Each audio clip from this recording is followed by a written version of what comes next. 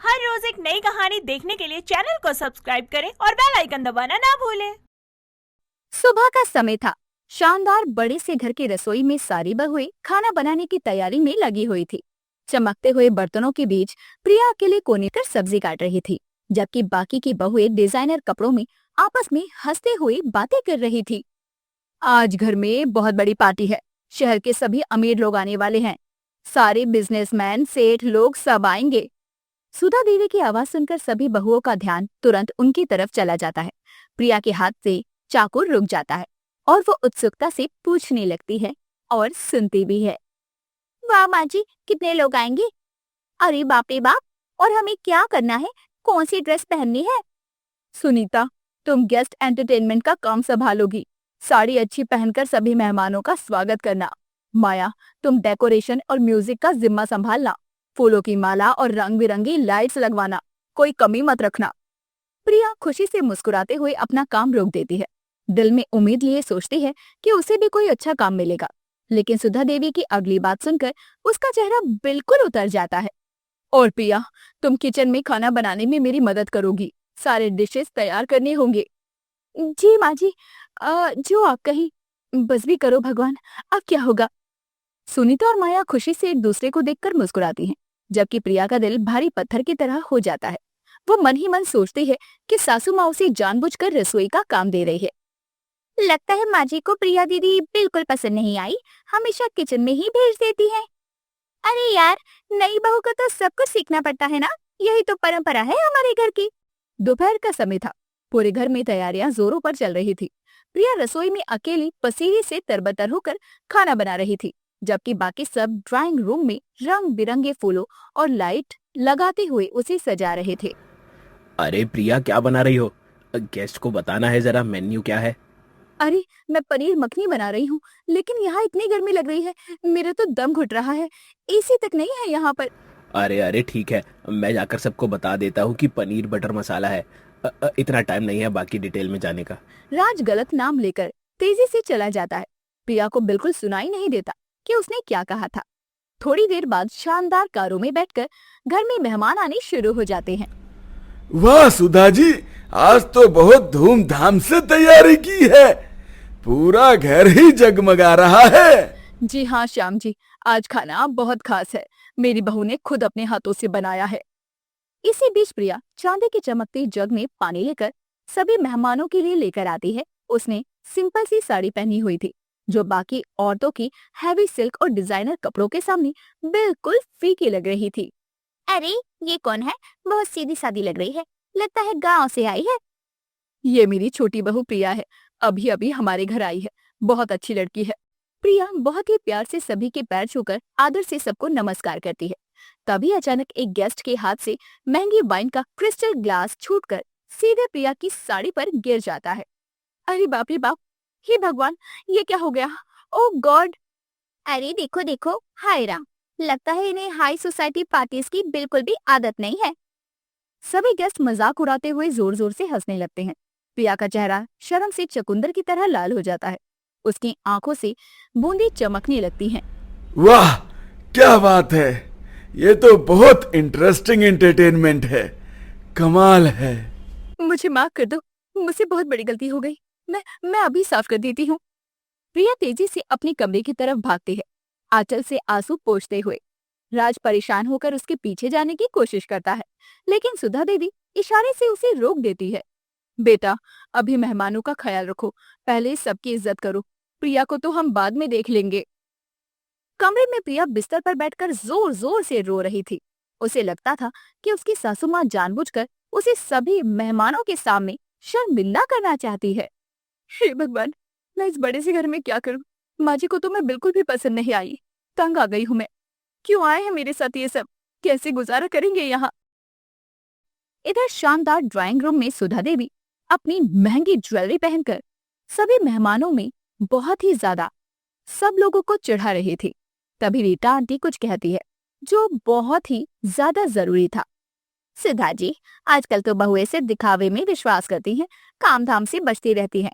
Fashion और makeup में ही दिमाग लगा रहता है उनका। बिल्कुल गलत कह रही हैं रीता जी। असली बहू तो वो है जो दिखावे में नहीं, काम में विश्वास करती है।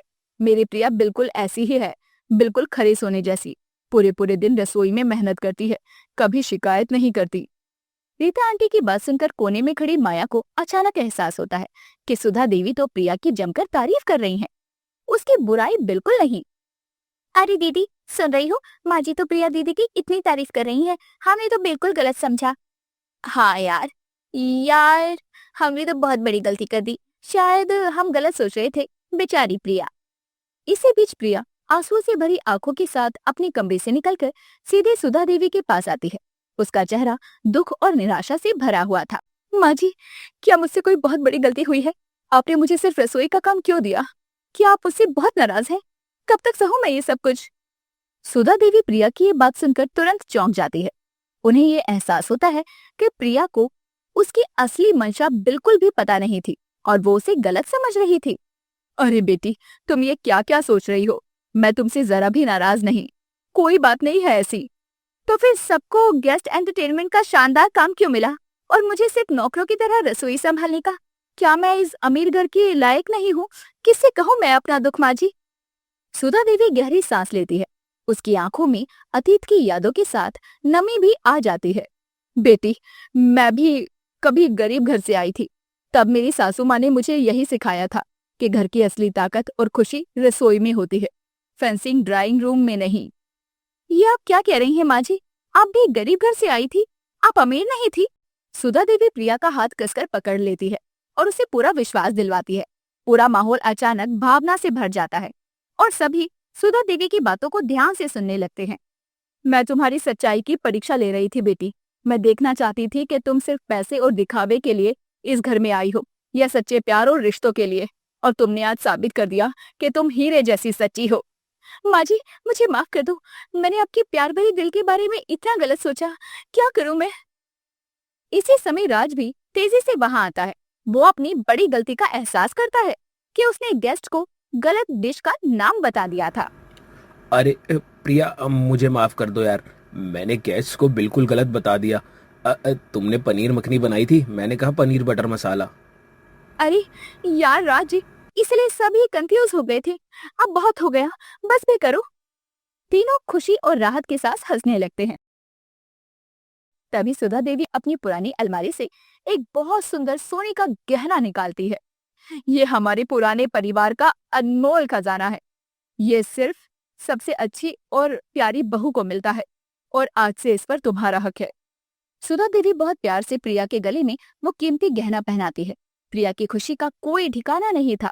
माँ जी, आपका लाख लाख शुक्रिया। अब मेरा दिल पूरी तरह से खुश हो गया। दिल में आ रहा है कि मैं सबसे ज्यादा खुश नसीब हूँ। सुधा देवी सभी अमीर मेहमानों के सामने बड़े गर्व से प्रिया की खूब तारीफ करती है। मित्रों, मैं आप सबके सामने दिल से कहना चाहती हूँ कि प्रिया मेरी सबसे प्यारी और मेहनती बहू है।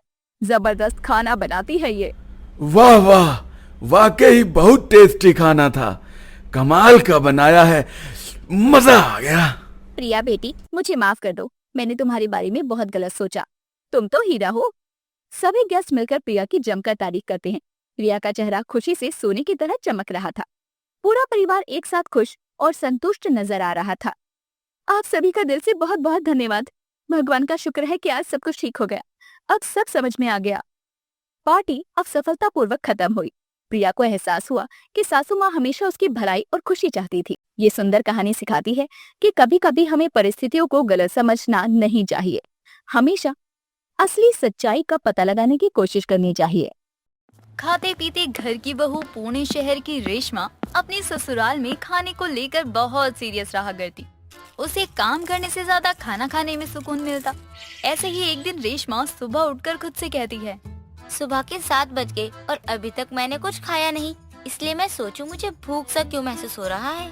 क्या वो बहू खुद से क्या बातें कर रही है? अगर ऐसे ही अकेले अकेले बात करती रहेगी तो आते जाते लोग तुझे पागल समझेंगे। माँ जी, मैं सोच रही थी खाने में क्या बनाऊं। 7 बज गए हैं और सभी को भूख भी लग जाएगी, इसलिए क्या बनाऊं वही सोचकर खुद से बातें कर रही थी। बहू, अभी तो 7 बज रहे हैं, इतनी भी जल्दी क्या है खाना बनाने की? जा अभी मॉर्निंग वॉक कर ले, कसरत कर, थोड़ी किताबें पढ़ ले। क्या हर वक्त खाने के बारे में ही सोचती रहती है? माँ जी, मैं खाने के बारे में नहीं सोचूंगी तो और कौन सोचेगा? वैसे इंसान इस दुनिया में खाने के लिए ही तो आया है। मैं बेस्ट ऑफ लाइफ के बारे में सोचती रहती हूँ। वैसे माँ जी, किताबें पढ़कर किसका पेट भरा है भला बताइए। सास बहू के हर वक्त के खाना खाने की आदत से बहुत परेशान थी। अब बेचारी सास करे तो क्या करे। ऐसे ही एक दिन रेशमा टीवी देखते हुए पिज्जा खा रही थी। तभी वहाँ रेशमा की ननद और सास आते हैं और उसे पिज्जा खाता हुआ देखकर पिया कहती है, क्या बात है भाभी, पिज्जा खा रही हो? भाभी, अच्छा भाभी, आपसे एक सवाल करना था, आपकी इजाजत हो तो कुछ बोलूं? हाँ बोलो ननद जी, क्या बात है, लेकिन पिज्जा मत मांगना, वो मैं नहीं दे सकती तुम्हें। बाकी तुम जो कहना चाहती हो ना वो कहो। भाभी, पहले आपको बोल दूं, मेरी बात का बुरा मत मानना। जो भी पूछूं उसका जवाब सच सच देना। हाँ पूछो तो पहले, कब से गोल गोल बातें किए जा रही हो? जो भी कहना है फटाफट कहो। भाभी, आप पूरे दिन में कितना किलो खाना खा लेती हो, हिसाब है कुछ? अगर नहीं है तो आज के बाद नाप तोल कर खाया करो। पिया, मैं खाते पीते घर की बहू हूँ और इसलिए मुझे रोका टोका मत करो। और हाँ, खाना कौन नाप तोल कर खाता है? अगर तुम खाती हो तो मत खाओ। बहू हर वक्त तो खाना खाते रहती है, पता नहीं ज्यादा खाना खाने से कौन सी बीमारी लग जाए। कभी तो अपनी सेहत का ख्याल रखा कर, हर वक्त खाना सोना। माँ जी, खाना खाकर थक भी तो जाती हूँ ना, इसलिए सोती हूँ। अब आप दोनों मुझे डिस्टर्ब मत कीजिए, अभी मेरा पूरा फोकस पिज्जा खाने में है। माँ जी, भाभी, आप खाना थोड़ा कम खाया करो। अब बात तो आपकी सेहत की आ गई है, जितना कम खाओगी सेहत उतनी अच्छी रहेगी। डोंट वरी प्रिया, देखो मुझे, मैं आज भी कितनी स्लिम हूँ। जितना भी खाना खा लूँ, लेकिन देखो मुझे मेरा खाना मेरी बॉडी को लगता ही नहीं है। रेशमा की बात सुनकर पिया हैरान रह जाती है और दोनों माँ बेटी वहाँ से चली जाती हैं। ऐसे ही कुछ दिन गुजरते हैं, फिर भी रेशमा का खाना बंद नहीं होता और अगर कोई गलती से उसे खाते हुए कुछ पूछ ले तो वो खाते पीते घर की बहू कहकर आगे बढ़ जाया करती। एक रोज शाम के समय जब विक्रम और रेशमा बाहर जाकर पानी पूरी खा रहे होते हैं, तभी उनकी पड़ोसन कमला आकर कहती है, क्या बात है रेशमा, अभी तो तुम मेरे सामने बिरयानी खा रही थी और अभी गोलगप्पे खा रही हो। तुम्हारा पेट है या कोई खेत, मोटी कहीं की। आपको मेरी पेट की फिक्र करने की कोई जरूरत नहीं है कमला चाची, आप अपना देखिए। बढ़िया ही मुझे मोटी कहने वाली, खाते पीते घर की बहू हूँ तो खाऊंगी ही ना। कैसे बात कर रही हो रेशमा, जरा तमीज से बात करना सीख लो। पड़ोसी है कमला चाची हमारी, अपने से बड़ों का आदर करना सीख लो तुम। छोड़ दे बेटा, मैं ही शायद गलत बोल गई, इसलिए बहू को बुरा लग गया। खैर, मैं जाती हूँ, तुम दोनों आराम से गोलगप्पे खाओ। बेचारी कमला चाची, उन्होंने कुछ भी गलत नहीं कहा था तुम्हें। और तुम तो अपने पेट को जरा आराम दिया करो, अरे ताकि वो ठीक रहे। लेकिन नहीं, तुम्हें तो बस खाना है और सोना है। आज हमारा बाहर आना फुल वेस्ट हो गया। चलो अब घर। नहीं, मुझे अभी घर नहीं जाना, चलो ना हम कहीं और चलते हैं और कुछ खाते हैं, लेकिन खाना जहाँ टेस्टी हो वहाँ चलेंगे। नहीं, अब नहीं, तुमने बहुत खा लिया, अब तुम्हें कुछ नहीं खाना है। और तुमने खुद को देखा है कितनी मोटी हो गई हो तुम, जितने दिन बीत रहे ना उतनी ज्यादा फैलती जा रही हो। आप बोलना क्या चाहते हो कि मैं मोटी हो रही हूँ? मुझे तो नहीं लगता कि मैं मोटी हो रही हूँ। अब वैसे भी आपकी नजर कमजोर हो गई है। हाँ, शायद तुम ठीक कह रही हो, शायद मेरी आंखें कमजोर हो गई है। वो क्या है ना, पूरे दिन ऑफिस में पतली पतली लड़कियों को देखता रहता हूँ और जिसके कारण ना तुम मुझे मोटी दिखने लग गई। हाँ, इसीलिए तो मैं आपको मोटी नजर आती हूँ। वैसे भी खाती पीते घर की बहू हूँ, कुछ तो दिखना चाहिए असर। विक्रम भी अब रेशमा को खाने के बारे में बता कर थक चुका था। बेचारा करता भी तो क्या करता। ऐसे ही कुछ दिन और गुजर जाते हैं। इन कुछ दिनों में रेशमा का वजन बहुत ज्यादा बढ़ गया था, लेकिन रेशमा अपनी हरकतों से कहाँ बाज आती है। ऐसे ही एक दिन रेशमा अपनी ननद से कहती है, ननद जी, जरा मेरे लिए खाना बना दो, मुझे बहुत तेज भूख लगी है। वो क्या है ना, मैंने दोपहर से ज्यादा खाना नहीं खाया, इसलिए शायद मुझे भूख लग रही है। भाभी, कितना खाती हो आप? आपके लिए खाना बना बना कर मेरे हाथों में दर्द हो गया। इतना क्यों खाती हो? ओ माय गॉड, तुम मेरे खाने पर नजर गड़ाए हो। इसीलिए मैं कहूँ, आजकल मुझे इतनी भूख कम क्यों लगती है। अब पता चला कि तुम मेरे खाने को पूरा घूर कर देखती हो, तभी मेरा मन नहीं करता ज्यादा खाना खाने को। हे भगवान, माँ देखो ना, भाभी मुझे क्या बोल रही हैं। इनको लगता है मैंने इनके खाने में नजर लगाया है, तभी इनको खाना नहीं खाया जा रहा है। लो, इनकी नौटंकी। बहू, तूने क्या कहा मेरी बेटी पिया को कि वो तेरे खाने पर नजर रखती है, जबकि वही तेरा पूरा खाना बनाती है। हाँ तो ना खाऊं खाना, आप क्या चाहती हो? बाहर वाले मुझे क्या कहे, बेचारी बहू। लेकिन मैं चाहती हूँ सब मुझे देखते ही कहना शुरू कर दे, ये देखो, ये होती है खाते पीते घर की बहू। मुझे मत बता तेरे खाने का शौक। खाने के पीछे तू इतना पागल है कि अगर तेरा बस चले तो तू पूरे दिन खाती ही रहे। अब तो इतनी मोटी हो गई है, तुझे देखकर कोई भी यही कहेगा कि खाते पीते घर की मोटी बहू। सास के इतना ताना मारने के बावजूद रेशमा अपना खाना खाने की आदत नहीं छोड़ती और ऐसे ही दिन बीतते चले जाते हैं और अब सभी लोग रेशमा को कुछ कहना ही छोड़ देते हैं। जितने दिन बीतते हैं रेशमा मोटी होती जा रही थी। रेशमा को जो कोई भी देखता मोटी कहकर बुलाता। तभी रास्ते में कमला रेशमा से कहती है, क्या बात है मोटी बहू, आजकल खाना खाते हुए दिखती नहीं हो। कहीं घर का खाना तुमने पूरा खत्म तो नहीं कर दिया? कमला चाची, मैं आपको मोटी किस जगह से लगती हूँ? मुझे देखकर सब खाते पीते घर की बहू कहते हैं, मोटी नहीं। देखो अब क्या जमाना आ गया है, मोटी को मोटी बोलो तो बुरा लगता है और खुद को खाते पीते घर की बहू मानती है। कौवा चला हंस की चाल। हाँ, कौवा किसको कहा आपने? खुद को कभी देखा है आईने में? सूखी लकड़ी की तरह दिखती हो और आप मुझे कहती हो। सूखी लकड़ी की तरह नहीं हूँ मैं, मुझे देखकर सब फिट कहेंगे। तुम्हारे जैसी मोटी नहीं हूँ, बड़ी आई खुद को खाते पीते घर की बहू कहलाने वाली। देखिए अब आप हद पार कर रही हैं। आपको क्या लगता है कि मैं आपकी तरह फिट नहीं बन सकती? देख लेना, अब तो मैं आपसे भी ज्यादा फिट बनकर दिखाऊंगी। सपने मत देखो, पहले अपना खाना खाने की आदत को तो बदलो, फिर जाकर हमारी तरह फिट बन जाना। देख लेना, जब तक मैं फिट नहीं होती तब तक मैं किसी से कुछ नहीं कहूँगी। अब देखना मैं अपना वजन कैसे कम करती हूँ, फिर सब मुझे देखते ही रह जाएंगे। लेकिन मैंने इतनी मेहनत से अपना वजन बढ़ाया था ताकि मुझे हर कोई ये कहे कि ये खाते पीते घर की बहू है।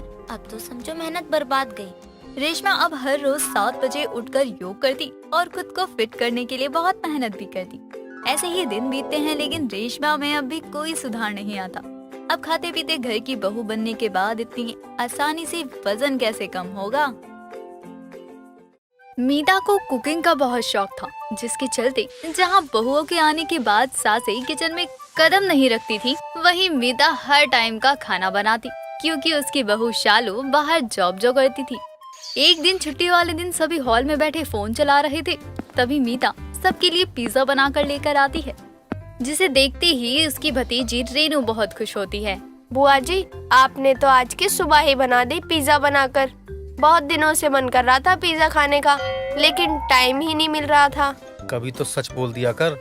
आए दिन जब भी देखो तुझे लेने के लिए जब भी कॉलेज के सामने पहुंचो तो मैडम दोस्तों के साथ पिज्जा खाते हुए नजर आती हैं और बोल रही हैं कि बहुत दिन हो गए पिज्जा खाए हुए। भैया, आप हमेशा मेरी इंसल्ट क्यों करते रहते हो? कभी तो मेरी भी साइड से बोल दिया करो। तो फिर तू झूठ मत बोला कर, जहाँ झूठ बोलेगी वहीं फंस जाएगी।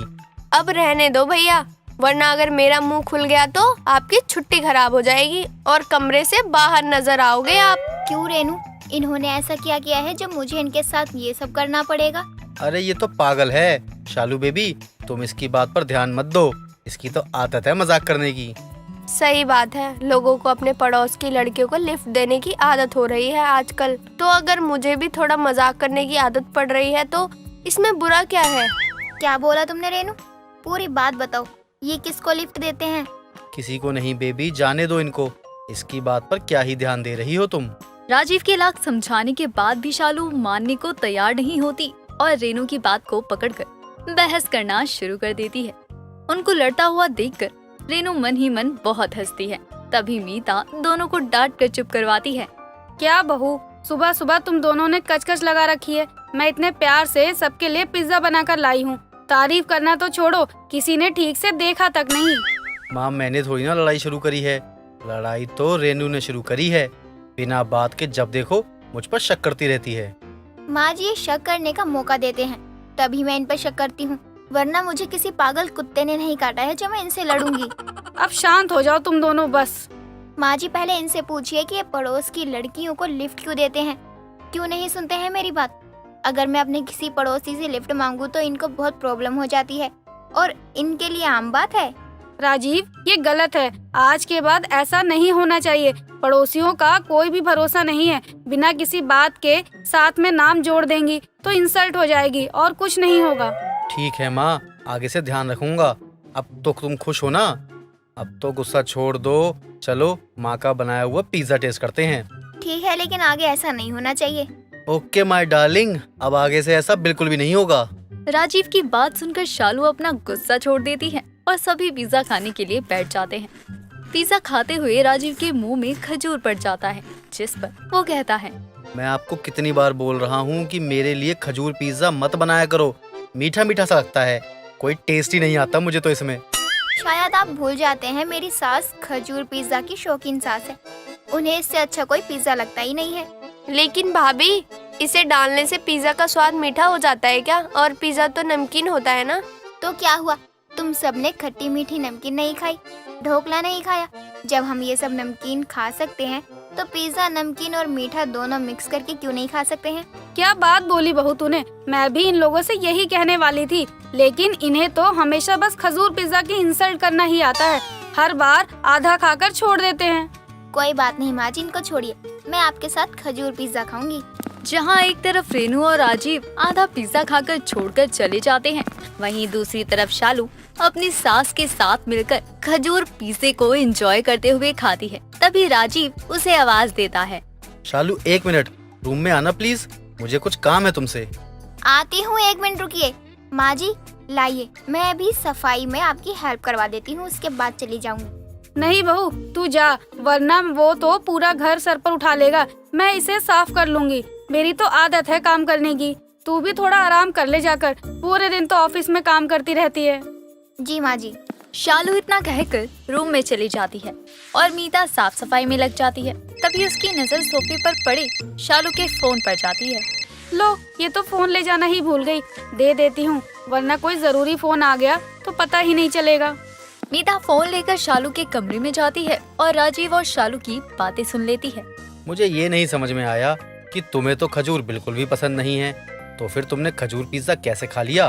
राजीव जी, जहाँ लड़कियाँ ससुराल में आकर अपनी माँ को याद कर कर के रोती हैं, वहीं मेरी सास ने भी मुझे माँ की कमी महसूस नहीं होने दी। तो क्या मैं उनकी खुशी के लिए अपनी एक छोटी सी पसंद को नहीं बदल सकती हूँ? क्या बात है, सास के लिए इतना प्यार, मेरी तो आंखों में आंसू ही आ गए। बस करिए, ज्यादा एक्टिंग करने की जरूरत नहीं है। हाँ, अब तुम्हें ये सब एक्टिंग ही लगेगी ना। प्यार मैं भी अपनी माँ से बहुत करता हूँ, लेकिन उसके लिए खजूर पिज्जा नहीं खा पाऊंगा। खाना तो पड़ेगा आपको, कब तक नहीं खाएंगे? जैसे माँ जी मेरी आदत बदल सकती हैं खजूर पिज्जा खाने की, वैसे ही आपको भी बदलने पड़ेगी। देखते हैं वो भी।